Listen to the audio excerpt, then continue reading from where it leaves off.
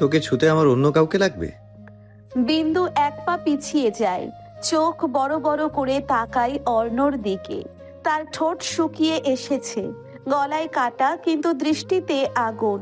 বিন্দু এক ধাক্কায় পেছনে সরে যায়, চোখে পানি, ভয়, অভিমান, রাগ আর অসহায়ত্ব মিলেমিশে এক আর্তচিৎকার বেরিয়ে এলো। আপনি আপনি কি করেছেন আমার সঙ্গে? কোথায় নিয়ে এসেছেন আমায়? অর্ণ ঠান্ডা চোখে তাকিয়ে থাকে, কণ্ঠে রাগ নেই কিন্তু তীক্ষ্ণতা জ্বলজ্বল করছে। আমি কিছু করলে তুই এখন এখানে দাঁড়িয়ে থাকতি না। অক্ষত থাকাটা তখন ভাগ্যের বিষয় হয়ে যেত। বিন্দু ঝাঁঝিয়ে ওঠে, চোখ রক্ত বর্ণ হয়ে গেছে। বিন্দু এক চিৎকার করে ওঠে। আপনি এটা করতে পারেন না। এইটা শুধু একটা পোশাক নয়, একটা মেয়ের লজ্জা, তার সত্তা, তার সম্মান। আপনি কিভাবে ভাঙলেন সেই সীমারেখা? আপনি ভাই হয়েও বোনের শরীর নিয়ে এমন সিদ্ধান্ত নিতে গেলেন। একটু লজ্জা লাগলো না আপনার? এই সম্পর্কটার পবিত্রতা এক সেকেন্ডে ছুঁড়ে ফেলে দিলেন আপনি। আপনি কি মানুষ? অর্ণর চোখ দুটো তীক্ষ্ণ, ধূসর বিষণ্ণতায় ঘোলা। চোয়াল শক্ত করে রেখেছে, তাকানো মুখে যেন লোহার মুখোশ, কিন্তু চোখের কোণায় সেই রাগের ধোঁয়া ফুটে উঠছে। ঠোঁটের কোণে সামান্য এক বাঁকা রেখা, না সেটা হাসি, না ব্যঙ্গ, একটা তীব্র আত্মসংযম। অর্ণর কণ্ঠ চাপা কিন্তু লোহায় মোড়া। ভাই, আমি তোর ভাই হতে যাব কোন দুঃখে? কে তোর মাথায় ঢুকিয়েছে এমন বস্তা পচা কথা? শুনে রাখ চড়ুই, তুই আমার দায়িত্ব, আর সেই দায়িত্বে কেমন পোশাক পরবি, কোথায় থাকবি, কার সঙ্গে কথা বলবি সব আমি ঠিক করব। যেটা করছি সেটা আমার ইচ্ছাতেই। এটা তোর সম্মান ভাঙা না, আমার অধিকার দেখানো। তুই বুঝিস বা না বুঝিস এতে আমার কিছু আসে যায় না। অধিকার? আবার সে অধিকার? বিন্দু বিমূঢ়, কিন্তু পা যেন পাথরের মতো জমে গেছে। তার আত্মা চিৎকার করছে কিন্তু গলা দিয়ে কিছুই বেরুচ্ছে না। মেয়েটি বোঝে আজ শুধু পোশাকই পাল্টায়নি, ভেঙে গেছে তার মনের এক অনাবিষ্কৃত দেওয়াল। অর্ণের সেই নির্লিপ্ত চোখ দুটো যেন তার সমস্ত অস্তিত্ব গিলে নিচ্ছে ধীরে ধীরে। বিন্দুর গলা কেঁপে যায়, তবুও দাঁতে দাঁত চেপে বলে, কিসের অধিকার আপনার? কিসের দায়িত্ব? প্লিজ বলুন। আর নিতে পারছি না, আমাকে মুক্তি দিন। মুক্তি চাই আমি আপনার থেকে। ঘর জুড়ে নিস্তব্ধতা, বিন্দুর চোখে আগুন কিন্তু গলায় কাঁপুনি। বিন্দুর কথা শেষ হতেই দৃঢ়ভাবে নিঃশব্দে এগিয়ে আসে অর্ণ। একটুও তাড়াহুড়ো নেই, সে যেন একটা চূড়ান্ত সিদ্ধান্তে স্থির। বিন্দু টের পায় তার গায়ে শীতল বাতাস ছুঁয়ে গেল। ঠিক তার সামনে এসে দাঁড়িয়েছে অর্ণ। সুঠাম দেহি অর্ণর সামনে বিন্দু অনেকটাই খাটো। অর্ণকে এত কাছে দেখে বিন্দু পা পিছিয়ে ফেলতেই হঠাৎ অর্ণ বিন্দুর কোমর পেঁচিয়ে ধরে। বিন্দু শিউরে ওঠে, চোখ বিস্ফোরিত হয়ে যায়। হাত দুটো ঠেলতে চায় কিন্তু শরীর জমে যায় পাথরের মতো। হঠাৎ কোনো প্রতিরোধ আসে না, শুধু নিঃশব্দ কাঁপুনি। অর্ণ বিন্দুর ঘাড়ে মুখ গুজে দেয়, তার নিঃশ্বাস গরম, ধীর আর স্থির, তীব্র অথচ শান্ত এক অস্তিত্ব। হোক হাসকি স্বরে বলে সে, একজন স্বামী স্ত্রীর ওপর যেই অধিকার থেকে কথা বলে, আমি বলেছি সেই জায়গা থেকে। তুই ভাবছিস আমি অন্যায় করছি? নেভার চড়ুই, তুই আমার, এই সত্যটা তোকে মানতেই হবে। এই অধিকার আমি কাউকে বুঝিয়ে নিতে আসিনি, আমি কেবল ঘোষণা করছি। তার কণ্ঠে আগুন নেই কিন্তু আগুনের থেকেও বেশি জ্বলন্ত ছিল সেই নিশ্চিন্ত গলার স্থিরতা। বিন্দুর মস্তিষ্ক তো আঁকড়ে রয়েছে স্বামী স্ত্রীর প্রতিধ্বনিতে। বিস্ফোরণ ঘটে মেয়েটির কর্ণে। সে কি আদেও ঠিক শুনছে? বিন্দুর চোখ ভিজে উঠেছে, তার বুকের ভেতর ছটফট করছে। সে চিৎকার করতে চায় কিন্তু গলা দিয়ে কিছুই বেরুচ্ছে না। তার মনে হচ্ছে শরীর থেকে সব শক্তি বেরিয়ে গেছে, তবু সে মনে মনে চিৎকার করছে।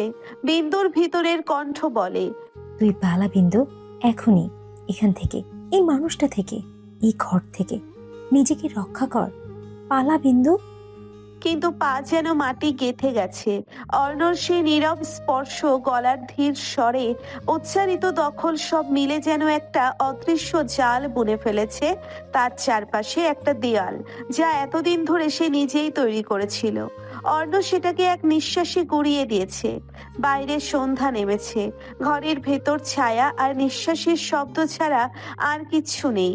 অর্ণর এই স্পর্শ ঘৃণায় মুড়িয়ে ধরল।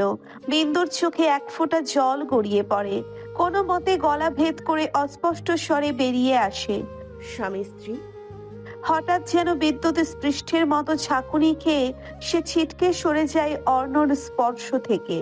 অর্ণ অপ্রস্তুত থাকায় খুব সহজেই দুপা পিছিয়ে দাঁড়ায়। সে বুকের মাঝে গড়িয়ে ওঠে একদম বন্ধ করা ক্রোধ আর অপমানের ঢেউ। চোখে রক্তিম শিরা, ঠোঁট কাঁপছে, কণ্ঠে দ্বিধাহীন অস্বীকৃতি। তার কণ্ঠ ফেটে চিৎকার বের হয় এবার, না, এসব মিথ্যে মিথ্যে কথা বলছেন আপনি। আপনার লজ্জা লাগছে না ভাই হয়ে এমন একটা জঘন্য কথা বলতে? অর্ণ এক পা এগিয়ে আসে, তার চোখে অদ্ভুত এক ঝলক, ঠোঁটে এক চিলতে ব্যঙ্গ হাসি। নরম অথচ হাড় ভাঙা সেই কণ্ঠে বলে, সরে গেলে কেন বউ? আদর করছিলাম তো। বউ? বিন্দুর কণ্ঠে তীব্র জ্বালা, তার বুক ফেটে যাচ্ছে, চোখে জল জমে উঠেছে, কিন্তু সে গলার স্বর কঠিন রাখে। ঘৃণায় বিন্দু আর এক ধাপ পিছিয়ে যায়। তার চোখে বিস্ময়, অপমান আর অসহ্য দাহ, যেন অর্ণের এই কথাগুলো আগুন হয়ে তার চারপাশ পুড়িয়ে দিচ্ছে। সে মনে মনে নিজেকে আঁকড়ে ধরে, ভেতরটা ধসে পড়ছে। বিশ্বাসের জমি ভেঙে দিয়েছে আজ। বাইরে নিস্তব্ধতা, ঘরের কোণে সন্ধ্যার ছায়া আর নিঃশ্বাসের টানা পড়েন। বিন্দু ঠোঁট কামড়ে ধরে, চোখ বুজে কয়েক মুহূর্ত সবকিছুই গুলিয়ে ফেলছে সে।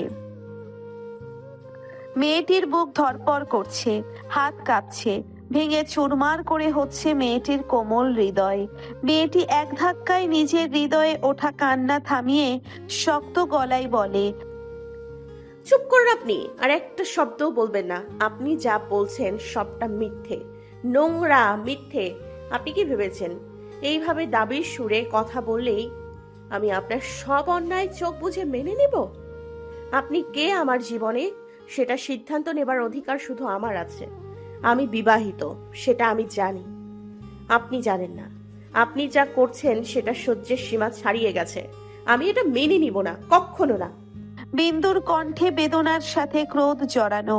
অর্ণ ধীরে ধীরে চোখ তোলে।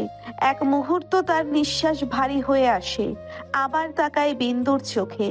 এবার চোখে একটা প্রশ্ন না, মাপ চাওয়ার নয়, বরং একরাশ আহত অহংকার।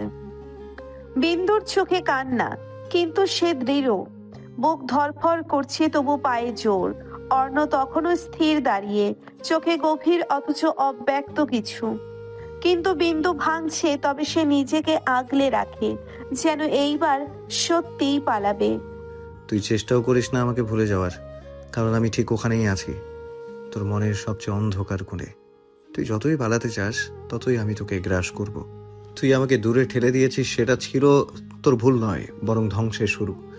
এখন যা হচ্ছে সেটা শেষ নয়, শুধু শুরু। তোকে আমি ছেড়ে দেব না চড়ুই। আমি তোকে তোর নিজের ভেতরে আটকে রাখবো। তুই তোর ভাবনায়, তোর নিঃশ্বাসে, তোর ঘুমের ভেতরেও আমার ছায়া খুঁজে পাবি। তুই কার তা বলার দরকার নেই, তুই নিজেই বুঝবি। যখন আর কারো চোখে নিজেকে দেখতে পারবি না, কারো হতে পারবি না, কারণ তুই আমার হয়ে গেছিস অনেক আগেই। বিন্দু শিউরে উঠল। অর্ণের প্রতিটি শব্দ যেন তার বুকের এক একটা হাড় ভেঙে দিচ্ছিল নিঃশব্দে। তার চোখ স্থির, কিন্তু মনের ভিতরটা গলে যাচ্ছে। শরীর অবশ, ঠোঁট শুকিয়ে কাঠ। এক মুহূর্তে মনে হলো সে যেন নিজের ভেতরেই ধসে পড়ছে, শব্দহীন এক পতনে। ওর বুকের ভিতরটা ছ্যাঁকা দিচ্ছে, নিঃশ্বাস নিতে কষ্ট হচ্ছে।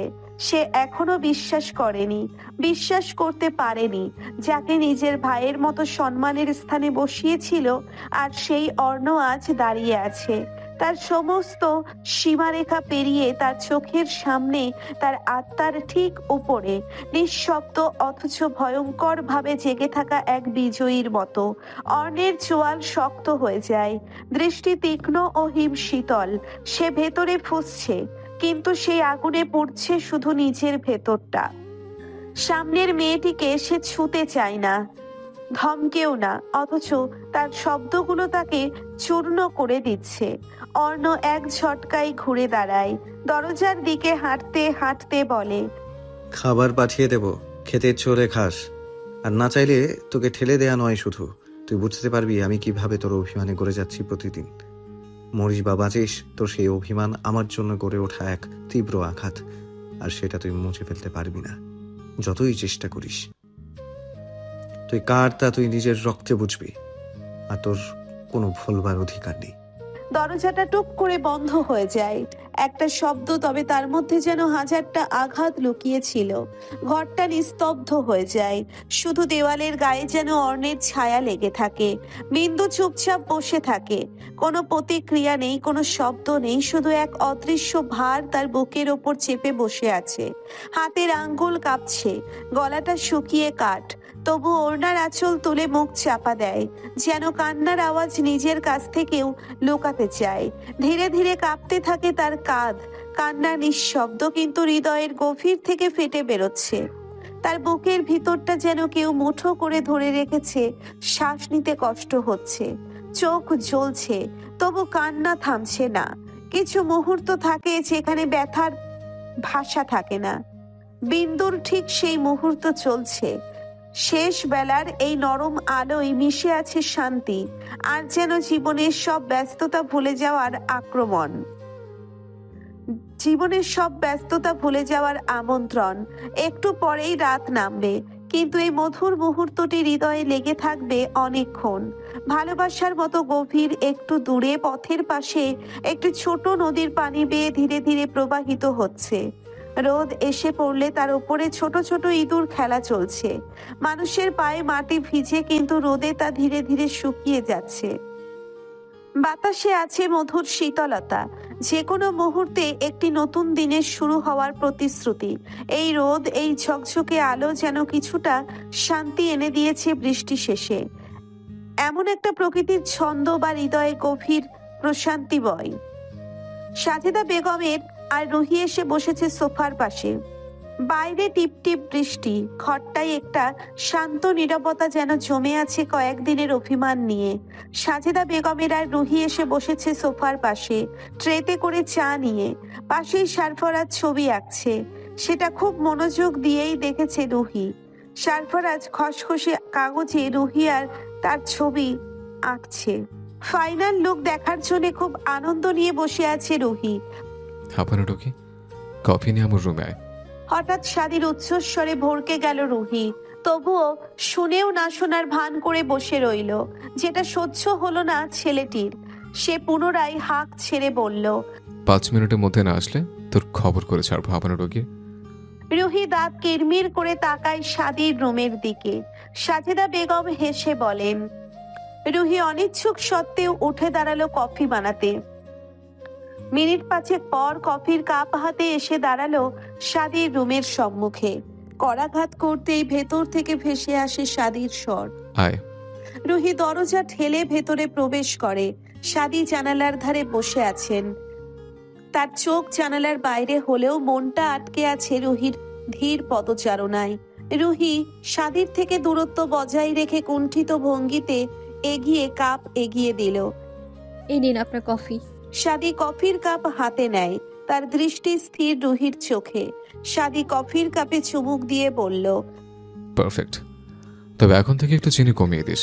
শাদির জন্যে এই নতুন কফি তৈরি করেনি রুহি। হঠাৎ চিনি কমিয়ে দেওয়ার কথা কেন বলছে? শাদির গলায় কোনো অভিযোগ নেই, কিন্তু অভিমানের শব্দ টের পাওয়া যায়। রুহি ললাটে ভাঁজ ফেলে জিজ্ঞেস করলো, আপনার টেস্ট অনুযায়ী করেই তো বানিয়ে দিলাম তাহলে। আগে জীবনটা তেতো ছিল, তাই চিনি বেশি গেছে। আজ থেকে মিষ্টি হয়ে গেছে। বেশি মিষ্টি খাওয়া আবার শরীরের জন্য ক্ষতিকর, জানিস না? একটু থামে সে, ফের বলে, আগে আমি কি ভাবতাম জানিস? তুই কি জানিস আগে আমি প্রতিদিন ভাবতাম কবে তুই বুঝবি আমি কেমন করে তোকে দেখি। আমি তোকে দেখে একাকি থকে গেছে, কিন্তু তুই তো আমাকে কেবল ভাই বলে ডেকে রেখে দিলে। রুহি থমকে যায়, কম্পিত গলায় বলে, সাদ ভাই। শাদি হঠাৎ এসে দাঁড়ায় সামনে, চোখ তুলে সরাসরি রুহির দিকে তাকায়। চোখে চাপা কষ্ট, অথচ একরকম দৃঢ়তা। না আমার রোগী, আজ আর ভাই বলে ডাকিস না। আজ আমি তোকে এমন কিছু বলবো যেটা তোর শোনা উচিত। 5টা বছর ধরে তোকে ভালোবেসেছি আমি। তুই তখন একটা বাচ্চা ছিলে রুহি, কিন্তু আমি তখনও তোকে দেখি নিজের ভেতরটাকে দমিয়ে রেখেছি। কারণ তুই ছোট, তুই বুঝিস না, তোর রাগ, তোর ঝগড়া, তোর কষ্ট সব আমি দেখেছি, অনুভব করেছি, চুপ করে থেকেছে, হাসি দিয়ে সব সহ্য করেছে, কারণ আমি চেয়েছি তুই নিজে এসে বলিস, সাদি ভাই তুই ছাড়া আর কাউকে চাই না। কিন্তু আজও তুই ভাই বলিস? তুই জানিস না তোর ওই একটা ভাই শব্দ আমি কতবার মরে গেছে ভিতরে ভিতরে। আর না রুহি, আমি আজ আর ভাই হতে আসিনি, আমি এসেছি তোর প্রেমিক হতে, তোর আপনজন হতে, তোর পাশে দাঁড়ানোর সেই অধিকার নিয়ে যা আমি আমার নীরব ভালোবাসা দিয়ে কিনে রেখেছি 5 বছর ধরে। সাদির কণ্ঠ থেমে যায়। রুহি মাথা নিচু করে দাঁড়িয়ে থাকে, নিঃশ্বাসটা ভারী, চোখে কাঁপন। সে কিছু বলছে না, মুখ তুলছে না। হয়তো চোখে জল এসেছে, নয়তো মুখে, হয়তো আসেনি, শুধু ঠোঁট কাঁপছে, কিন্তু সেখানেও শব্দ নেই। সাদির চোখে প্রশ্ন, তুই কিছু বলবি না রুহি? কিন্তু রুহি কিছুই বলে না, না বলে না, না না বলে হ্যাঁ। সে শুধু এক পা পিছিয়ে যায়। কেমন যেন সব এলোমেলো লাগছে। সাদি দাঁড়িয়ে থাকে নিঃশব্দে, তার চোখে একটুও কান্না নেই, শুধু ভেতরে এক অদ্ভুত শান্তি। আজ কথাটা বলে দিয়েছে সে, রুহি শুনেছে। হ্যাঁ বলুক বা না বলুক, আজ থেকে রুহি জানে সমৃদ্ধ সাদি ওকে ভালোবাসে, আর সেটাই অনেক। সাদি আরো এক ধাপ কাছে এসে বলল, কথা বল হাঁপানো রোগী, তুই কি চাস? আমি আমি ভয় পাই। আপনার মা, আমার মা লোকে কি বলবে? আপনি তো আমার ফুফাতো ভাই, তাছাড়া কাপা কাপা গলার স্বর মাঝপথেই থামিয়ে দিয়ে সাদি বলে ওঠে, এত বছরের সম্পর্ককে আমি ভাইয়ের নাম দিয়ে চালিয়ে গেছে শুধু তোর চোখের মায়ের জন্য। কিন্তু আজ আমি ক্লান্ত। আমি ভাই না রুহানি, আমি তো প্রেমিক হতে চাই, তোর হাতটা ধরতে চাই, তোর পাশে দাঁড়াতে চাই, তোর কপালের ঠোঁটটাকে বলতে চাই এই মেয়েটা আমার। রুহির চোখে পানি জমে যায়। সে কিছু বলছে না, শুধু ঠোঁট কামড়ে রেখেছে। রুহি ভাঙা গলায় বলল, আমি চাই আপনি এমন কিছু না বলুন যা আমাদের দুজনের মাঝখানে দেয়াল তুলবে। সাদি আহত ভঙ্গিতেই বলে, দেয়াল তো তুই অনেক আগে তুলে ফেলেছিস। আচ্ছা তুই আমার দিকে তাকিয়ে বলতো, আমাকে নিয়ে তুই কিছু অনুভব করিস না? আমার উপস্থিতি তোর ভালো লাগে না? অনেক কিছুই করে। সাদি আশেপাশে থাকলে তার ভালো লাগে। হয়তো সেও কোথাও একটা কিছু অনুভব করে। নয়তো সাদিকে সেই মেয়েটির সঙ্গে দেখে কষ্ট পাচ্ছিল কেন? কেন সেই মেয়েটির সম্পর্কে খোঁজ খবর নিশ্চিত হতে হয়েছে সে সাদির ফ্রেন্ড? রুহি চোখ বন্ধ করে ফেলে, দম নিয়ে ধীরে ধীরে বলে, আপনার কাছে আসলে বুকটা কাঁপে, আপনার স্পর্শে আমি আমি দুর্বল হয়ে পড়ি। সাদির ঠোঁটে হাসি ফুটে উঠল। সে ফিসফিস করে রুহির কান ঘেঁষে বলল, তুই ভয় পাস হাঁপানো রোগী, ভালোবাসতে ভয় পাস, আর আমি ভয় পেতে শিখিনি। একটা দীর্ঘ নিঃশ্বাস ছাড়ে সাদি, তার চোখে জল জমেছে। হঠাৎ সে রুহির হাত ধরে ফেলে। একবার আমার কথা ভাব, সবাইকে ছেড়ে একবার শুধু আমার নাম ধরে বল, সাদি আমি তোমাকে ভালোবাসি। রুহি কাপা গলায় বলে, আমি আমি পারবো না। সাদি হালকা করে রুহির হাত ছেড়ে দেয়, চোখ সরিয়ে জানালার বাইরে তাকিয়ে থাকে। চেয়েছি তুই নিজে এসে বলবি, সাদি ভাই আমি শুধু তোমাকে চাই। তোর একটা ভাই শব্দ আমি প্রতিদিন একটু একটু করে মারতাম, তবু অপেক্ষা করেছে। কিন্তু আজ আমি আর পারি না। আজ আমি ভাই না, আমি তোর প্রেমিক হয়ে এসছি, যার চোখে তুই ছেলে আছিস আর থাকবি, সবচেয়ে আপন। কথা শেষ, সাদির কণ্ঠ থেমে যায়। রুহি নিঃশব্দ দাঁড়িয়ে থাকে, ঠোঁট কাঁপছে, চোখ ভিজে ওঠে কিনা বোঝা যায় না, কিন্তু সে কিছুই বলে না। মাথা নিচু করে শুধু এক পা পিছিয়ে আসে, তারপর আর একটা। তার গলা শুকিয়ে এসেছে, চোখ নামিয়ে ফেলে। সে লজ্জায় পালিয়ে যায়, শব্দহীন পায়ে ছুটে যায় অন্ধকার করিডোরের দিকে, কোনো উত্তর না দিয়ে। কিন্তু নিজের গাল গরম করে রেখে দিয়ে সাদি দাঁড়িয়ে থাকে। চোখে অভিমান নেই, কিন্তু ভেতরে চাপা বিস্ময় আর শান্তি। সে একটুখানি হাসে, চুপ করে পালিয়ে যাওয়াটা একরকম হ্যাঁ হাঁপানো রোগী। কণ্ঠে ফিসফিসে গলায় উচ্চারিত হয় কথাটা। শুধু বাতাস জানে সে আজ তার ভালোবাসাকে ছুঁয়ে ফেলে এসেছে। রাতটা আজ একটু বেশিই নিস্তব্ধ, চারপাশে যেন শব্দেরও সাহস নেই কিছু বলার। আকাশে এক ফালি চাঁদ, যেন ক্লান্ত কোনো প্রেমিকার মতো মুখ লুকিয়ে রেখেছে মেঘের আঁচলে। হাওয়াটা নিঃশ্বাস না উড়িয়ে নিয়ে যাচ্ছে কাগজ, না ছুঁয়ে দিচ্ছে গাল। শুধু দূরে কোথাও একবার ডেকে উঠছে নিশাচর পাখি, আর কখনো দূর ঘুম ঘোরে কুকুরের হালকা ডাকে ভাঙছে এই নিস্তব্ধতা। এই রাতের বুকেই লুকিয়ে থাকে বহু না বলা কথা, হারিয়ে যাওয়া চিঠির মতো স্মৃতি, অথবা কারো বুকের ভেতর জমে থাকা দীর্ঘশ্বাস। কেউ ঘুমায় আজ শান্তিতে, আবার কেউ চোখ মেলে তাকিয়ে থাকে অন্ধকারে, কারো জন্য কারো অপেক্ষায়। অর্ণ কেবলমাত্র বিন্দুর কক্ষ থেকে বেরিয়ে এসে বাইরে বসেছে। বিন্দু দাদির মৃত্যুর শোক সামলে উঠতে পারছে না মেয়েটি, জ্বর বাঁধিয়ে ফেলেছে। অর্ণ কাঠের বেঞ্চে হেলান দিয়ে বসলো। পাশেই রয়েছে সাদি, মারিদ এবং অভি। ঠিক সেই মুহূর্তেই পেছন থেকে ছুটে আসে একটি ছায়া। এক মুহূর্তেই সেই ছায়া এসে পড়ে অর্ণর পায়ে, দুই হাতে শক্ত করে আঁকড়ে ধরে অর্ণর পা যুগল। আচমকা এমন হওয়াতে অর্ণ চমকে ওঠে, কিন্তু শরীরটা স্থির। সে মুখ সামান্য নিচু করে তাকায় পায়ের দিকে।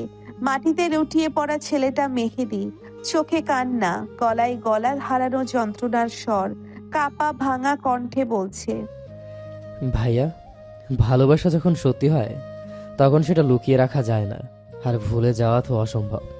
আমি চেষ্টা করেছি আকাশের মতো প্রশান্ত হতে, পাথরের মতো শক্ত হতে, কিন্তু সে তো আমার শিরার ভেতর নিঃশ্বাসে মিশে গেছে। আপনি চাইলেই আমাকে মুছে ফেলতে পারেন, কিন্তু আমি চাইলেই ওকে মুছে ফেলতে পারি না। আমি শুধু চাই ওর হাতটা একবার আমার হাতে পড়ুক। এই হাত দিয়ে আমি পৃথিবীটা আগলে রাখবো ওর জন্য। আমি চাই না জয়, আমি চাই না অধিকার, আমি শুধু চাই একটা জীবন যেটার পাশে সে থাকবে, আর আমি মরেও শান্তি পাবো। প্লিজ ভাইয়া, ওকে ছেড়ে দিন। এক মুহূর্ত নিস্তব্ধতা, চারদিক থম মেরে যায়, যেন সময়টাও থেমে পড়েছে। মারিদ এক ঝটকায় উঠে দাঁড়ায়, চোখ বিস্ফোরিত, তার মুখে স্পষ্ট হতভম্বতা। সাদি চেয়ারে হেলান দিয়ে বসেছিল, কিন্তু হঠাৎই সোজা হয়ে বসে পড়ে, চোখে বিস্ময় মাখা দৃষ্টি। মারিদের ভ্রু কুঁচকে ওঠে, চোয়াল শক্ত হয়ে যায়। পরিস্থিতির তাৎপর্য বুঝে নিতে গিয়ে ক্লান্ত দৃষ্টিতে তাকিয়ে থাকে সামনের দৃশ্যের দিকে। সবার চোখ স্থির হয়ে থাকে মেহেদির উপর। অর্ণ স্থির, অথচ চোয়ালে একটা তীব্রতা জমে যাচ্ছে। ধীরে ধীরে সে ঝুঁকে পা থেকে মেহেদির হাত সরিয়ে দিতে চায়, কিন্তু মেহেদি সেই মুহূর্তেই আরো শক্ত আর আঁকড়ে ধরে অর্ণের পা। তার চোখে যেন বেদনা আর বরফের মিশ্র শীতল দাহ। সে নিচু গলায় কাঁপা কাঁপা স্বরে বলে ওঠে, বিশ্বাস করুন ভাইয়া, আমি যদি জানতাম বিন্দু কারো স্ত্রী, তাহলে হয়তো আমি নিজেকে আঘাত করে হলেও তাকে ভুলে যেতাম, নিজেকে ছিঁড়ে ফেলে দূরে সরিয়ে রাখতাম।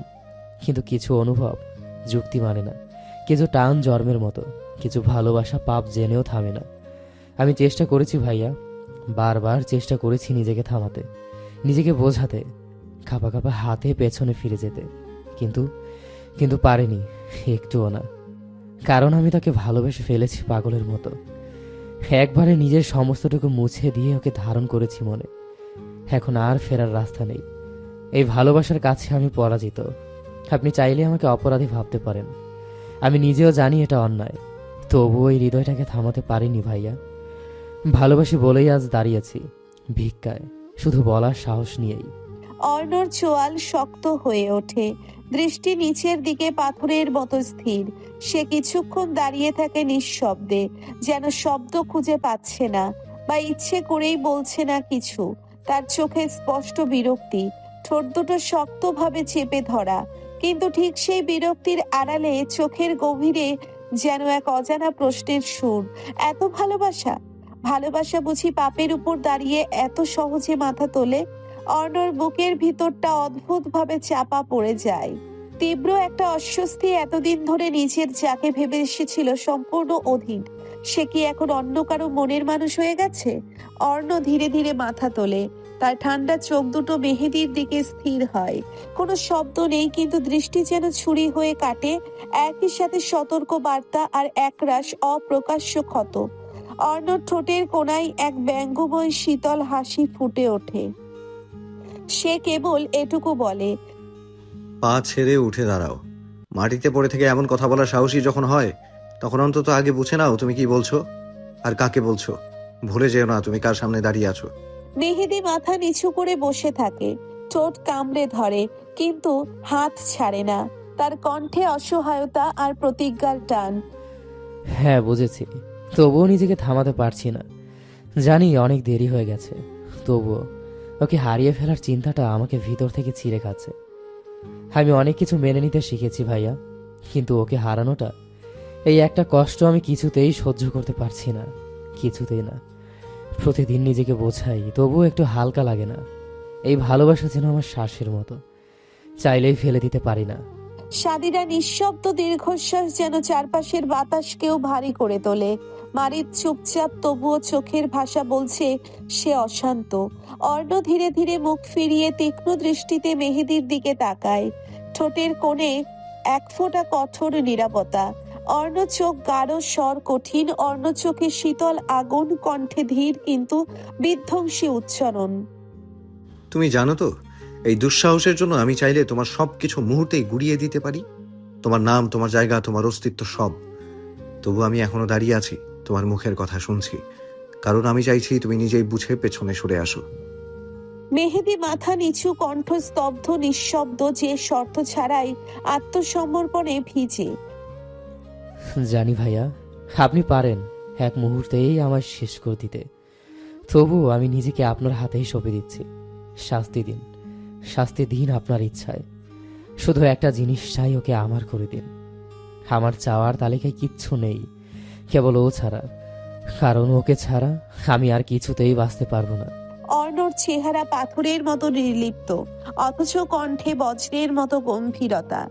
শেখ নাউফিল অর্ণ চাইলে চোখের পলক ফেলার আগেই সামনে দাঁড়িয়ে থাকা এই ছেলেটির অস্তিত্ব মুছে ফেলতে পারে। কোনো প্রমাণ, কোনো প্রশ্ন, কোনো চিহ্নও থাকবে না। সে চাইলে দিতে পারে নির্মমতম শাস্তি, যা শরীর নয় আত্মাকে চূর্ণ করে দেয়। তবুও আশ্চর্য, অর্ণ শান্ত। এই শান্ততা উত্তাল আগ্নেয়গিরির নিরাপত্তা ফেটে পড়ার পূর্ব মুহূর্তের নিস্তব্ধতা। অর্ণ রাগী কিন্তু উন্মাদ নয়, সে ক্ষিপ্র কিন্তু অস্থির নয়। তার মধ্যে আছে এক ধরনের হিম শীতল কঠোরতা, যা চিন্তায় প্রখর, সিদ্ধান্তে অটল এবং ক্ষমতায় নির্মম। সে তুখোড়, গাণিতিকভাবে নিখুঁত এবং ভয়ঙ্করভাবে বিচক্ষণ। অর্ণ তীক্ষ্ণ নজরে তাকিয়ে বজ্র গম্ভীর গলায় শুধালো, ভালোবাসা মানে কারো পায়ে পড়ে ভিক্ষে চাওয়া নয়। ভালোবাসা মানে যাকে চাই তাকে লড়ে ছিনিয়ে নেয়া। আমি ভালোবাসি মানে আমি আগলে রাখি, নিজের রক্ত দিয়ে হলেও। তুমি কাঁদো, আমি মরতে রাজি। তুমি চাও তাকে, আমি বলছি সে আমার। তুমি বলছো তাকে ছেড়ে দাও, আমি জানিয়ে দিচ্ছি আমি ছেড়ে দেই না, আমি নিয়ে নেই, দাবি করি, দখল নেই। কারণ যার নাম আমার সঙ্গে জড়িয়ে গেছে, তার উপর কেউ চোখ রাখলে সেটা প্রেম নয়, সেটা অপরাধ। অর্ণের চোখে বজ্র গর্জনের মতো কঠোরতা। ঠোঁটগুলো কষে বেঁধে আটোসাটো হয়ে উঠেছে। কপালে ভাঁজ, যেন কোনো অচেনা অস্থিরতা দানা বাঁধতে চায়। কিন্তু মুখে একরাশ অনর, অদম্য জেদ। অর্ণ ঠোঁট কামড়ে ধরে গলায় জমে থাকা গর্জন বেঁধে বলে, তুমি ভেবেছিলে আমি তা জানি। তুমি ভেবেছিলে সে তোমার, কিন্তু বাস্তবতা ছেড়ে দিয়ে তাকে নিজের করে নিয়েছি আমি। সে এখন আমার, আমার স্ত্রী, আমার রক্তের অংশ, আমার সম্মানের ছাপ। তাকে আর কেউ দাবি করার অধিকার রাখে না, না আজ, না কখনোই। অর্ণর চোখ জ্বলে ওঠে কাচের মতো ঠান্ডা কঠিন আলোয়। ঠোঁট দুটো আটোসাটো কণ্ঠস্বরে একরাশ অবজ্ঞা আর আগুন চাপা দিয়ে রাখা। সামনের মানুষটিকে ছিন্ন ভিন্ন করতেও যেন একটা বাক্যই যথেষ্ট। স্থান নিস্তব্ধ, যেন শব্দ নিজেই ভয়ে পালিয়েছে। মেহেদির মুখ শুকিয়ে যায়, চোখ দুটো কেবল তাকিয়ে থাকে শূন্যে। তার দেহভঙ্গি হঠাৎই ভারহীন হয়ে পড়ে, যেন হৃদয় থেকে হাড় পর্যন্ত সবকিছু চুরমার হয়ে গেছে। ঠোঁট কেঁপে ওঠে, কিন্তু কিছু বলতে পারে না। শুধু নিঃশব্দে এক পা পিছিয়ে যায়, নড়াচড়া নয়, আত্মসমর্পণের মতো। তার চোখে জল, কিন্তু কোনো কান্নার শব্দ নেই। শুধু ঠোঁটের কোণে উঠে আসে একটা ভাঙা উচ্চারণ। বুকে আটকে থাকা শ্বাসের মতো মেহেদি ভাঙা কণ্ঠে ফিসফিসিয়ে বলল, আমি আমি তো শুধু ভালোবেসেছিলাম। বাতাস যেন থমকে যায়, কেউ কিছু বলে না। সাদি ধীরে ধীরে এগিয়ে আসে, একটা হাত রাখে মেহেদির কাঁধে। তার কণ্ঠ নরম কিন্তু পরিপক্ক। ভালোবাসা মানে পাওয়া নয় মেহেদি। অনেক সময় ভালোবাসার মানে পেছনে সরে দাঁড়িয়ে প্রিয়জনকে নিরাপদে দেখতে দেয়া। তুমি যা করেছো সেটা ছোট না, কিন্তু জীবন সবসময় আমাদের পছন্দ মেনে চলে না ভাই। মারিদ একপাশে দাঁড়িয়েছিল নিঃশব্দে, চোখের কোণে একরাশ ভার। সে মেহেদিকে চেনে বহু আগে থেকে, সেই ছোট্টবেলার শান্ত বুদ্ধিমান ছেলেটাকে, যে সবসময় মেপে চলে, মেপে কথা বলে। আর আজ সেই ছেলেটাই ভালোবাসার জন্যে মাথা নত করেছে, কারো পায়ে পড়তেও দ্বিধা করেনি। এই দৃশ্যটা মারিদের হৃদয়ে অদ্ভুত একটা কষ্টের রেখা টেনে দেয়।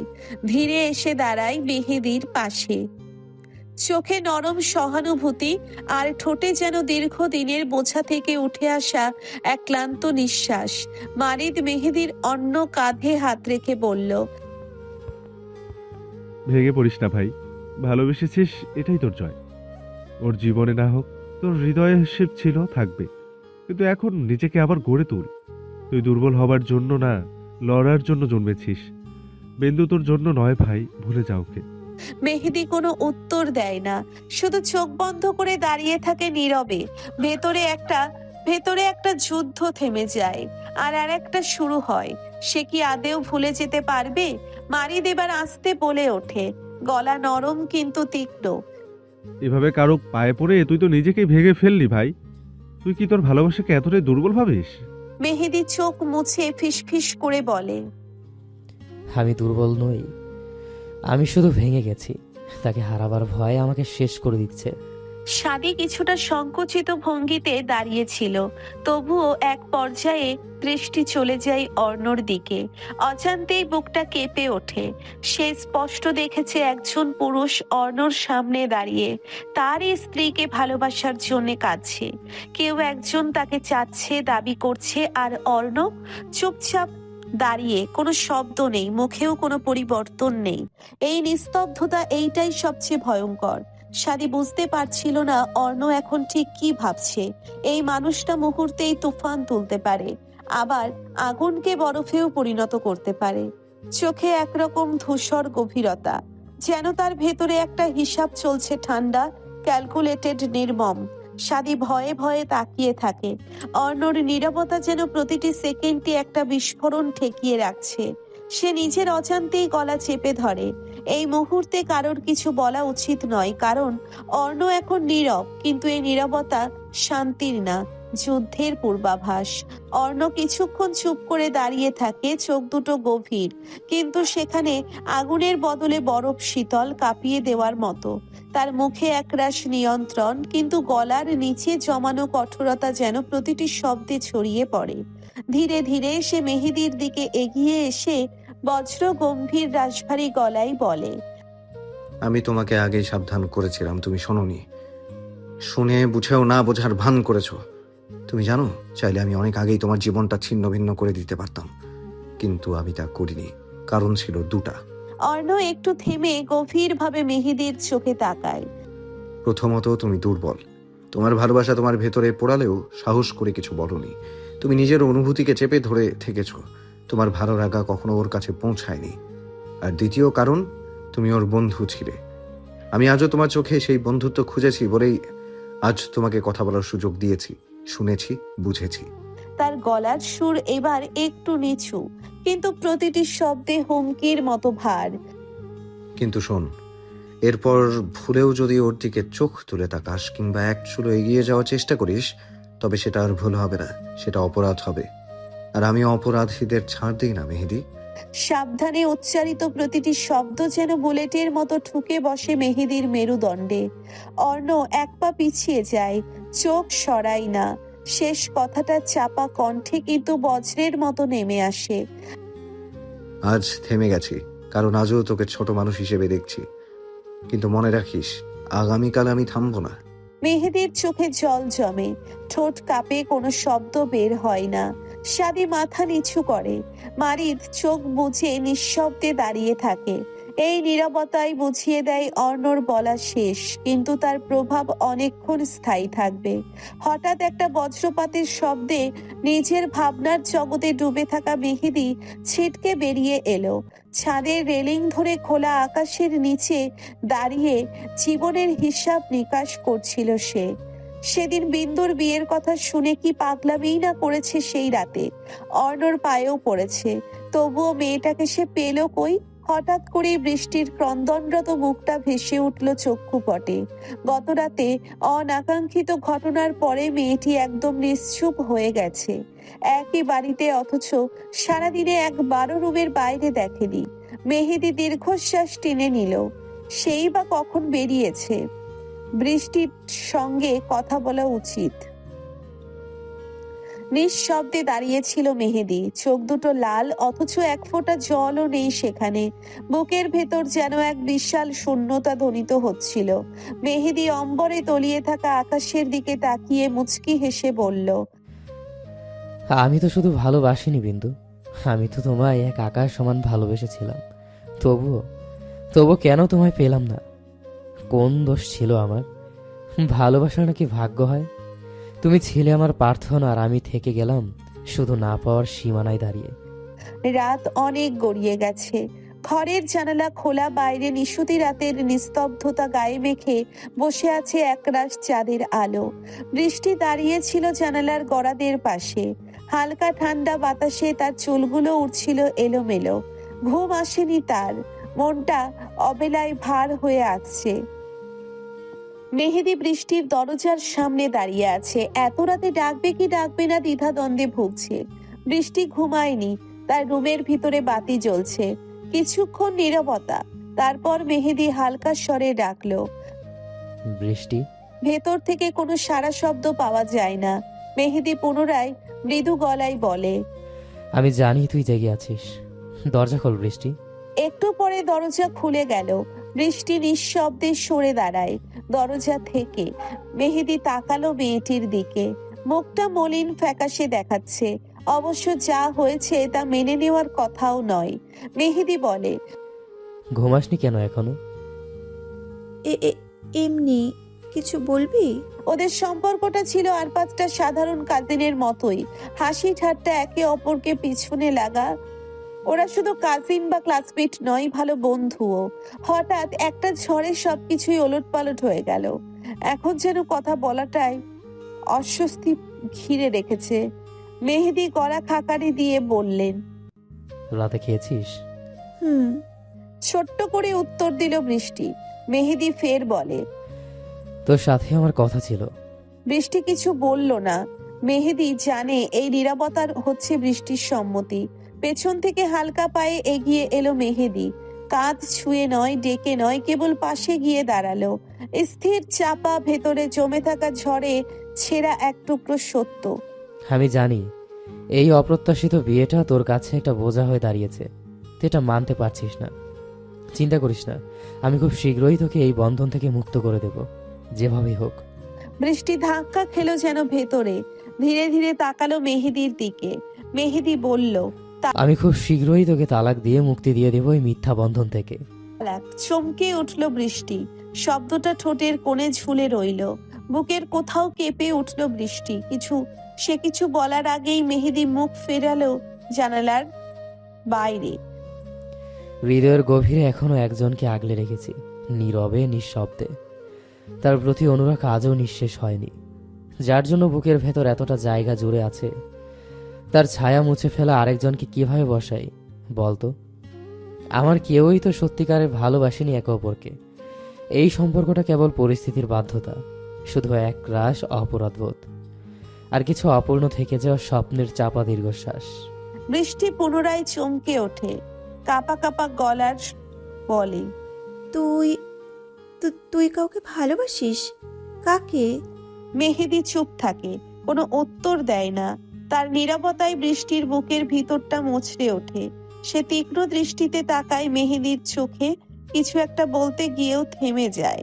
তার ঠোঁট কেঁপে ওঠে, কিন্তু শব্দ হয় না। তখনই মেহেদি ধীরে নরম গলায় বলে, সে থাক না, অজানাই থাক।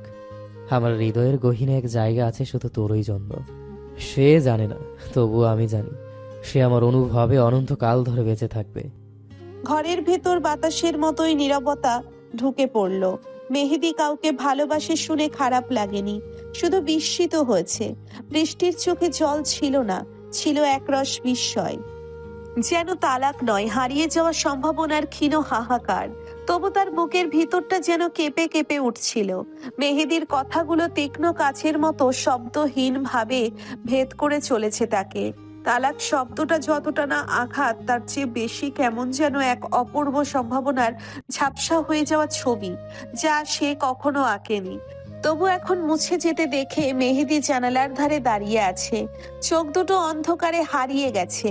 তার কণ্ঠে আর কোনো রাগ, কোনো অভিমান নেই, আছে শুধু নির্মম স্বীকারোক্তির বিষণ্ণতা। আমি তোকে কষ্ট দিতেই চাইনি বৃষ্টি, তুই তো জানিস। আমরা তো কখনো এমন কিছু কল্পনাও করিনি, অথচ পরিস্থিতি আমাদের দাঁড় করিয়ে দিল এই অদ্ভুত সম্পর্কের মুখোমুখি। বৃষ্টি চোখ নামিয়ে নিচের মেঝেতে তাকিয়ে রইল। তার ঠোঁট কাঁপে, যেন অনেক কিছু বলার ছিল, কিন্তু একটাও শব্দ বাধা পড়ল না। কিছুক্ষণের নীরবতা ভেঙে মৃদু স্বরে সে বলল, আমি তো এমনটা চাইনি, তবে কেন এমন হলো আমার সাথে? বাবাকে আমি কি জবাব দেব? মেহেদি চমকে তাকায় মেয়েটির দিকে। বৃষ্টির চোখে ধরা পড়ে সেই বৃষ্টির অদ্ভুত পরিণত মুখ, যেখানে লজ্জা নেই, রাগ নেই, আছে শুধু একরাশ ক্লান্তি আর শূন্যতা। মেহেদি মাথা নাড়ে ধীরে। এখন কাউকে কিছু বলার দরকার নেই, আমাদের সময় আর নিয়তি বড্ডই অসহায়। বৃষ্টির চোখে এবার হালকা কুয়াশার পরত। সে হঠাৎ পেছন ফিরে জানালার দিকে গিয়ে দাঁড়ালো। ঠান্ডা বাতাসে তার চুল আবার এলোমেলো হয়ে উঠতে লাগলো। আচ্ছা, যাকে তুই ভালোবাসিস সে জানে? মেহেদি একটু থেমে শান্ত গলায় বলল, না, জানে না। জানলেই বা কি হবে? সে আমার নয়, কখনো ছিলও না। আমি শুধু তার ছায়া বুকে পুষে রেখেছি। তোর সঙ্গে বাঁচতে গিয়েও তাকে ভোলার চেষ্টা করিনি। এই অন্যায়টাই আমি আর টানতে পারছি না। বৃষ্টি এবার জানালার দিকে তাকিয়ে থাকে নিঃশব্দে। মেহেদি চুপচাপ দাঁড়িয়ে রইল। সে কিছু বলতে চায়, কিন্তু ভাষা খুঁজে পায় না। সারাদিন এত কথা বলার মানুষ দুটোর মুখে বুলি যেন ফুরিয়ে গেছে। বৃষ্টি ধীরে ধীরে দাঁড়ায়, ঘুরে মেহেদির দিকে চোখ তুলে তাকায়। তার দৃষ্টিতে অভিযোগ নেই, অভিমানও নেই, শুধু এক অপূর্ব অমোঘ গ্রহণযোগ্যতা, যা সম্পর্কের শেষে জন্মায়। তুই যে ঠিক মনে করিস তাই কর, তবে প্লিজ এই কথা যেন কখনো বাবা কাকা না জানে, কারণ এটা জানলে তারা বড্ড কষ্ট পাবে। মেহেদি নিশ্চুপ, শুধু ছোট করে বলল। হুম। মেহেদি দরজার কাছে এসে সে একবার থামে, পেছনে না তাকিয়েই বলে। দরজা খুলে স্লথ পায়ে বেরিয়ে গেল মেহেদি। ঘর জুড়ে আবারও নেমে এলো চাঁদের আলো মাখা এক নিঃসঙ্গ নীরবতা। বৃষ্টি জানালার বাইরে তাকিয়ে বিড়বিড় করে বলল, এমনটা না হলে কি খুব বেশি ক্ষতি হয়ে যেত? সকালের আলোটা আজ কেমন যেন ফিকে। জানালার বাইরে সূর্য উঠেছে ঠিকই, কিন্তু তার আলোয় উষ্ণতা নেই, বরং একটা নরম ধূসর বিষণ্ণতা মেখে আছে চারপাশে। পাখিরা ডাকছে, ঘরের ঘড়ি টিকটিক করছে, কিন্তু সবকিছুই যেন নিস্তেজ।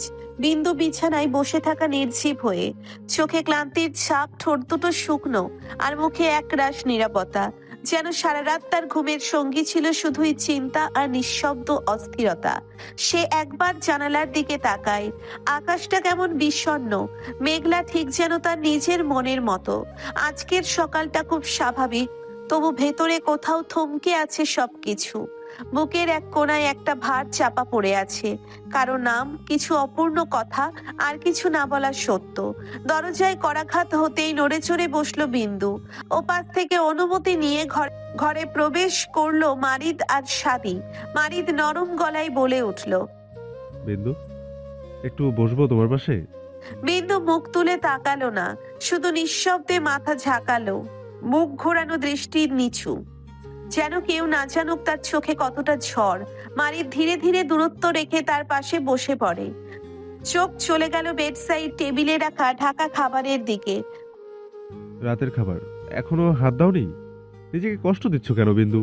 কোনো উত্তর নেই, কিন্তু যেন দেওয়ালে টাঙানো এক চুপচাপ প্রতিচ্ছবি, নিস্পন্দ, নিস্তব্ধ। সাদে কিছুক্ষণ চুপ করে দাঁড়িয়ে থাকলো, তারপর এক নিঃশ্বাসে কাঁধ নামিয়ে ধীরে ধীরে বিছানার পাশে বসে পড়ল, চোখে একরাশ ক্লান্তি আর উদ্বেগ। বিয়েটা কেন মেনে নিচ্ছ না বিন্দু? এইবার বিন্দু এক ঝটকায় মাথা তোলে, চোখে একরাশ অবিশ্বাস, কণ্ঠে কাঁপন, অপমান, ক্ষোভ মিশ্রিত কষ্টের স্পষ্ট ছাপ। আপনারাও মিথ্যা শিখে এসছেন তাই না? তার হয়ে কথা বলতে এসছেন আজ। তার মিথ্যে কথা, মিথ্যা দায়, মিথ্যা দয়া, সবটা আমাকে বোঝাতে। মারিফ ধীরে ধীরে বলে, তুমি ভুল বুঝেছো বিন্দু। অর্ণ এখন বাসায় নেই, সকালে ইম্পর্টেন্ট একটা কাজে বাইরে গেছে। আমরা এসেছি তার অজান্তে, তার জানা নেই। কারণ একটাই, এবার আমরা চাই তুমি সবটা জানো, সত্যিটা। কিসের সত্যি ভাইয়া? আমি কিছু শুনতে চাই না ভাইয়া, কিছুই না। সাদির গলা ভারী হয়ে উঠল। তুমি ভুল করছো বিন্দু। অর্ণ তোমার হাজব্যান্ড, তোমাদের বিয়ে হয়েছে কালেমা পড়ে, সাক্ষী রেখে। এটা অস্বীকার করার প্রশ্নই আসে না। বিন্দু তীক্ষ্ণ কণ্ঠে বলল, শেষ পর্যন্ত আপনারাও মিথ্যা বলছেন। আপনাদের ভাইয়ের মতো জেনেছি, আর সবাই তার হয়ে নাটক করছেন। না না, মারিদ হালকা হেসে বলল, ওর হয়ে আমরা কিছুই বলছি না বিন্দু। ও যে তোমাকে নিয়ে এসেছে সেটাও কিন্তু ও আমাদের বলেনি, আমাদের ফারুকি আঙ্কেল বলেছে। আমরা তো আরো অবাক হয়েছিলাম, কেননা পরশু আমরা ঢাকায় আসলাম। ও যে পরের দিনই তোমাকে নিয়ে ওর ফ্ল্যাটে আসবে, এটা আমাদের কাছে বিস্মিত ছিল। বাই দ্য ওয়ে, আমি তোমাকে ভাবি বলে ডাকি কেন বলো তো বিন্দু? কারণ অর্ণ আমার ভাই, তুমি তার স্ত্রী, তাই তুমি আমার ভাবি। এটাই তো স্বাভাবিক। আর মনে পড়ে যেদিন ওই চেয়ারম্যানের ছেলে বাবু তোমাকে সেই জঘন্য গোধূলি তোমার সর্বনাশ করতে যাচ্ছিল, ওর হাত থেকে রক্ষা করেছিল কারা? বিন্দুর গলা শুকিয়ে এলো, চোখ বড় হয়ে গেল। স্মৃতির ঝাঁপি খুলে যেন সেই রাত ছুটে আসছে, ভয়, কান্না, অসহায়তা। মারিদ ধীর গলায় বলল, আমরাই ছিলাম সেদিন। অর্ণই তোমাকে বাবুর হাত থেকে রক্ষা করেছে। তুমি জানো, সম্ভ্রম হারিয়েছ ভেবে গ্রামের লোকজন সেদিন তোমাকে বাবুর সাথে বিয়ে দেওয়ার সিদ্ধান্ত নিয়েছিল।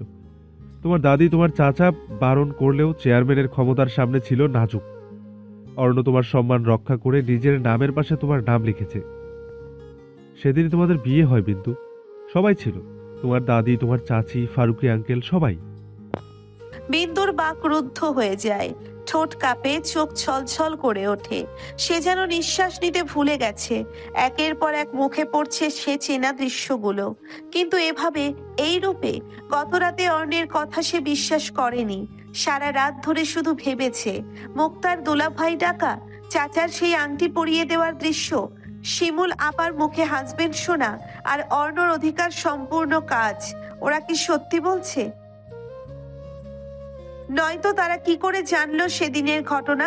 কি করে জানলো? বিন্দুর এখনো সে অস্পষ্ট সুঠামদেহী কায়া মনে আছে, যে বাবুর হাত থেকে তাকে বাঁচিয়েছে। সত্যিই কি সেটা অর্ণ ছিল? বিন্দু দুহাতে মাথা চেপে ধরে, বিশ্বাস করি না। আপনারা মিথ্যা কথা বলছেন। ওগুলো কোনো সাজানো দৃশ্য হতে পারে, এ কিছুতেই আমি বিশ্বাস করি না। আমি জানবো না আমার বিয়ে হলো? সাদি এবার গম্ভীর, ধীরে ধীরে উচ্চারণ করে, তুমি বোঝার পরিস্থিতিতে ছিল না বিন্দু। তোমার হয়ে, তোমার গার্ডিয়ান হয়ে রোকেয়া বেগম ও ফারুক আঙ্কেল ওয়াকিল দিয়েছেন। গ্রামের সব লোক জানে, সরকারিভাবে, সামাজিকভাবে, ধর্মীয়ভাবে, সব দিক থেকে তুমি অর্ণর স্ত্রী। তুমি না মানলে সেটা মিথ্যে হয়ে যায় না বিন্দু। মিথ্যে কথা সব। আপনারা সবাই মিথ্যাবাদী। বিন্দুর কণ্ঠে ছিল অস্ফুট অথবা কাঁপা এক আর্তচিৎকার। চোখ দুটো বিস্ময়ে বড় বড়, ঠোঁট কাঁপছে, যেন নিজের চারপাশটাই এখন অবিশ্বাস্য। মারিদ ধীরে ধীরে মাথা নাড়ল, ঠোঁটে একরকম মুচকি হাসি। তুমি বড্ড বোকা বিন্দু। গোটা পৃথিবী জানে তুমি অর্ণর। তুমি শুধু নিজের কাছেই লুকিয়ে রেখেছিলে সত্যিটা। বিন্দুর চোখ ফেটে গড়িয়ে পড়ে এক ফোঁটা অশ্রু। তা যেন এক টুকরো অপমান, না বোঝা ভালোবাসা, না বলা সত্যির ভার। মাথার ভেতর যেন বাজ পড়ে। সে অর্ণর, সবাই জানে তো? তার চোখে চমক ভর করে, বুক ফেটে ওঠে। হঠাৎই উঠে দাঁড়াতে গিয়ে ধাক্কা খায় ভারে, চারপাশটা যেন ঘুরে উঠছে, সবকিছু আবছা। সে দুহাত দিয়ে বিছানার চাদর আঁকড়ে ধরে বসে পড়ে আবার, যেন নিজেকে ভেঙে পড়া থেকে শেষ শক্তিটুকু দিয়ে রক্ষা করছে। আমি একটাও বিশ্বাস করতে পারছি না, একটাও না। সে ফিসফিস করে বলে, যেন নিজের কাছেই নিজেকে প্রমাণ করতে ব্যর্থ এক হেরে যাওয়া মানুষ। তুমি বড্ড বোকা বিন্দু। গোটা পৃথিবী জানে তুমি অর্ণর। বিন্দুর চোখ থেকে গড়িয়ে পড়ে এক ফোঁটা অশ্রু। মাথার ভেতর যেন তীব্র আওয়াজ বাজছে, সে অর্ণর। সবাই জানতো। বিন্দু হঠাৎ উঠে দাঁড়াতে চায়, কিন্তু মাথা ঘুরে ওঠে। দুহাত দিয়ে বিছানার চাদর আঁকড়ে ধরে বসে পড়ে, যেন নিজেকে ঠেকিয়ে রাখছে ধসে পড়ার হাত থেকে। আমি একটাও বিশ্বাস করতে পারছি না, একটাও না। সাদি শীতল গলায় বলে, মিথ্যে বললে কি সত্যি মিথ্যে হয়ে যায় বিন্দু? তবে এটা আমি পরিষ্কার বুঝতে পারছি, অর্ণ তোমাকে ছাড়বে না। বরং তোমার চারপাশের সমস্ত দেয়াল সে ভেঙে তবেই ছাড়বে। তুমি চাইলে রুখে দাঁড়াতে পারো, কিন্তু শেষমেশ হয়তো হাঁপিয়ে উঠবে তুমি। তাই বলছি, সময় থাকতে তাকে মেনে নাও। নিজের হৃদয়টা একটু প্রশ্ন করো, সে কি সত্যি ওর থেকে মুখ ফিরিয়ে আছে? বিন্দু কিছু বলে না। তার মাথা নিচু, চোখের পাতাগুলো কাঁপছে নিঃশব্দে। যে দেওয়ালগুলো এতকাল ধরে শক্ত করে দাঁড়িয়ে ছিল, সেগুলোতে এখন ছোট ছোট ফাটল পড়ছে। এক একটা শব্দ যেন সেই ফাটলগুলো আরো প্রশান্ত করে তুলছে। তার নিঃশ্বাস ভারী, চোখের কোণে অস্পষ্ট এক শূন্যতা। সে জানে কিছু একটা ধসে পড়বে ভেতরে। একজন অপরাধীর মতো মাথা নিচু করে বসে আছে ফারুকী। চোখে গভীর অনুশোচনা, ঠোঁট কাঁপছে, কিন্তু কোনো শব্দ বেরুচ্ছে না। মনে হচ্ছে শত কণ্ঠস্বর চিৎকার করছে তার ভেতর থেকে, তবু বাইরে কেবল এক নির্বাক অনুতপ্ত মানুষ। তার সামনেই মাটিতে বসে ফুপিয়ে ফুপিয়ে কাঁদছে বিন্দু। চোখের ঊর্ধ্ব বিষাদের ধারা, মুখে বিস্ময় আর অবিশ্বাসী জমাট বাঁধা এক শোকাবহ ছায়া। আজ সবটা পরিষ্কার হয়েছে বিন্দুর কাছে। সে বুঝে গেছে ভুল মানুষকে দোষ দিয়েছিল। অর্ণ, সাদি, মারিদ, যাদেরকে সে বিশ্বাস করেনি, আসলে তারাই বলেছিল নিখাত সত্য। অজান্তে ঘটে যাওয়া অতীত, ভুল বোঝা বর্তমান, আর বিশ্বাস ভঙ্গের অসহনীয় ভারে যেন বুকটা চেপে ধরেছে কেউ। সে যেন কাউকেই বিশ্বাস করতে পারছিল না। তাই তো পাগলের মতো ছুটে এসেছে চাচার কাছে। ফারুকের কণ্ঠে যখন বের হলো সেই লুকানো সত্য, তখন বিন্দুর শরীর অবশ হয়ে গিয়েছিল। সে থমথমে ভাবছে অর্ণ কেন এতটা অধিকার নিয়ে কথা বলতো, কেন বারবার তার সামনে এসে দাঁড়াতো, কেন মারিদ ভাবি বলতো, কেন ক্যাম্পে জ্ঞান ফিরতে নিজেকে আবিষ্কার করেছিল একটা অচেনা অদ্ভুত অথচ পরিচিত ঘরে। সব প্রশ্নের উত্তর আজ হাতে এসেছে, কিন্তু সেই উত্তর তাকে মুক্তি দেয়নি, বরং চেপে ধরেছে এক অনাহুত বন্ধনের শিকলে। বিন্দু বসে আছে একদম নিস্তব্ধ হয়ে, চোখে ফাঁকা দৃষ্টি, বুকের ভিতরটা এক অজানা ঘৃণায় মোচড় দিয়ে উঠছে।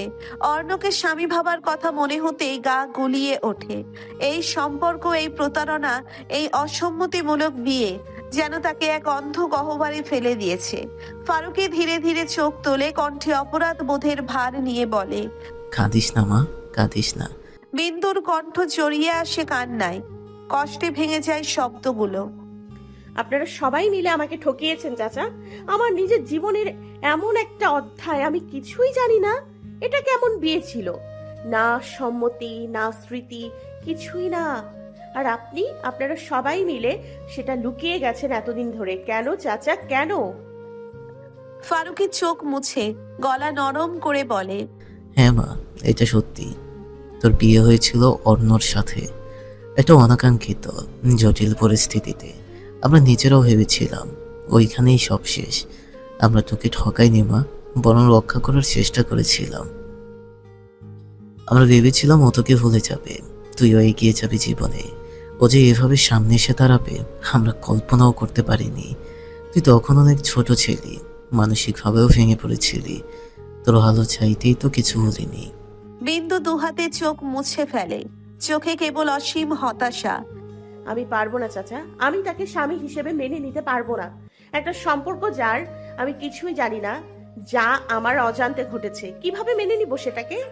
এই মুহূর্তে পাশে বসে থাকা হাজেরা বেগম নরম সুরে বলে ওঠেন, এই কয়েকদিনে আমি অর্ণকে যতটা দেখেছি, বুঝেছি, সে খারাপ ছেলে না মা। অনেক বেশি নির্ভরযোগ্য আর অনেক বেশি যত্নশীল। ও তোকে ভালো রাখবে মা, সময় দে একটু। বিন্দু চুপ, কথার কোনো জবাব দেয় না। চোখে অস্ফুট জল আর দৃষ্টিতে কেবল এক অজানা আতঙ্ক। মনে হচ্ছে সামনে কেবল অন্ধকার। একটু পর সে নিজেই কাঁপা কাঁপা গলায় বলে, আমি আর ঢাকা যাব না চাচা, আপনাদের কাছে একটু আশ্রয় চাই। লেখাপড়া না হলে না হোক, দুবেলা খেতে দিলেই হবে। দয়া করে আমাকে আর সেখানে পাঠাবেন না। আপনারা রাখবেন না আমাকে এখানে? ফারুকি প্রথমে থেমে যায়, বিস্ময়ে কিছুক্ষণ তাকিয়ে থাকে বিন্দুর দিকে, তারপর চোখ মুছে নরম গলায় বলে, দূর পাগলি, তুই কি আমার কিছু না? তুই যদি বিয়ে না করতিস তাহলে কি তোকে আমি খাওয়াতাম না, লেখাপড়া করাতাম না? তুই আমারই ঘরের মেয়ে মা, যতদিন আছি তুই আমার আশ্রয়ে থাকবি। একটু থেমে তার চোখ গম্ভীর হয়ে আসে, গলায় হালকা দ্বিধা, আশঙ্কার ছাপ। কিন্তু অর্ণ, সে কি মানবে? ওকে তোকে এখানে এভাবে থাকতে দেবে? এই শেষ কথাগুলো যেন বিন্দুর হৃদয়ে আরো একবার ছুরির মতো বিঁধে যায়, কারণ সে জানে অর্ণ একজন এমন পুরুষ যে হার মানে না, আর সে যে তার স্ত্রী এটা অর্ণের কাছে শুধু অনুভব নয়, দাবি। চারপাশটা থম ধরে আছে, নিস্তব্ধতা যেন আজ কথা বলছে নিঃশব্দ চিৎকারে। গোরস্থানের পুরনো আম গাছ, যেটার নিচে কত বিকেল বিন্দু কাটিয়েছে দাদির কোলে মাথা রেখে, আজ তার ছায়াতেই শুয়ে আছেন রোকেয়া বেগম, শান্ত নিশ্চুপ চিরঘুমে। কবরের সামনে এসে ধীরে ধীরে হাঁটু গেড়ে বসে পড়ে বিন্দু, কাপা হাতে মাটি ছুঁয়ে দেয়, যেন দাদির পায়েই হাত রাখছে। তারপর কবরের পাশেই মাথা রেখে নিঃশব্দে কেঁদে ওঠে। হাতের আঙ্গুলের ফাঁক গলে পড়ে যায় ধুলি, হাতের মুঠোয় উঠে আসে কয়েকটি শুকনো পাতা, আঙ্গুলের ফাঁক গলে পড়ে যায় ধুলি, চোখের কোণ দিয়ে পড়ে কষ্টের অশ্রু, যেন বুকের গভীরে লুকিয়ে রাখা একটা গোটা জীবন আজ এই মাটির কাছেই আত্মসমর্পণ করছে। বিন্দু কিছুতেই মানতে পারছে না নিজের জীবনের এমন এক অধ্যায়, যা তার অজান্তে অনিচ্ছায় শুরু হয়ে গেছে। না সম্মতি না স্মৃতি, তবু সবাই বলছে এটাই তার ভবিষ্যৎ। তার চাওয়া পাওয়া আশা ভরসা কিছুই যেন কারো চোখে মূল্যহীন হয়ে গেছে।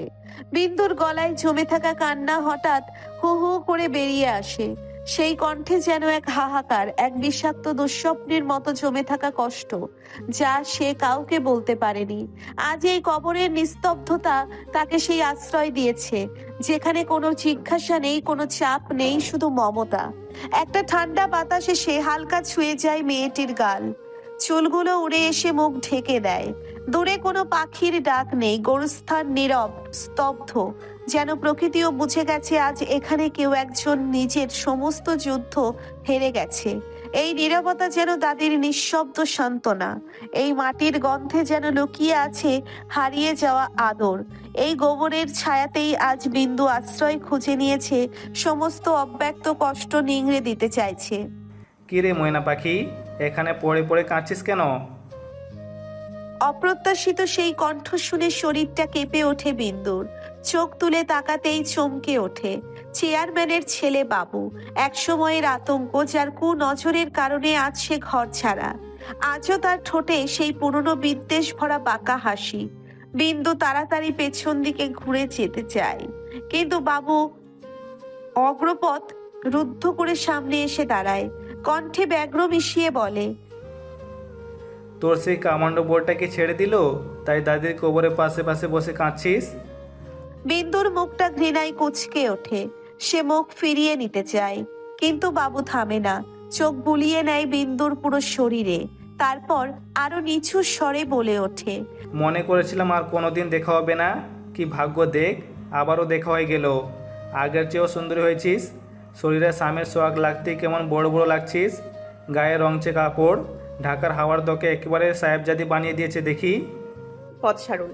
ঘৃণিত গলায় বলল বিন্দু, মুখ ফিরিয়ে চলে যেতে উদ্যত হয়। বাবুর চেহারা দেখতেই কেবল ঘেন্নাই লাগে তার, কথা বলার মতো রুচিও